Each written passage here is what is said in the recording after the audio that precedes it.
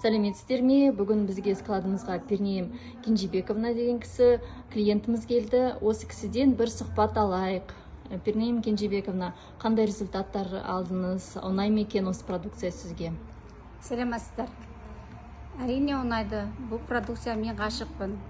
Бұл продукцияға келген себебім аяғыма келдім бірінші очередь.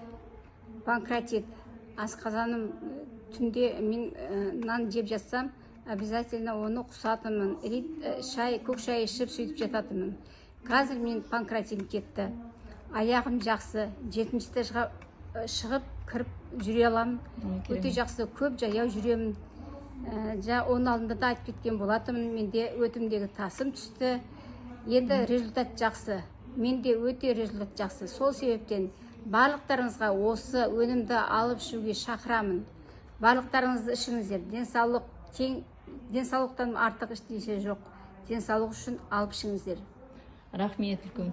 Енді тастар туралы кішкене айтып кетсеңіз, қандай тастар болды, қазір қандай результат именно тастан? Да, тас туралы айтсам, онда магний екеуін ішкемін. Мен сразу 2 гипалайн іштім, потому что жаңағы Сабира ханым айтқан, мына өнім өте жақсы өнім, деп сүйетін. Мен де соны көріп, осыдан 2 іштім. 2 ішкеннен менде өтімдегі тасым түсті.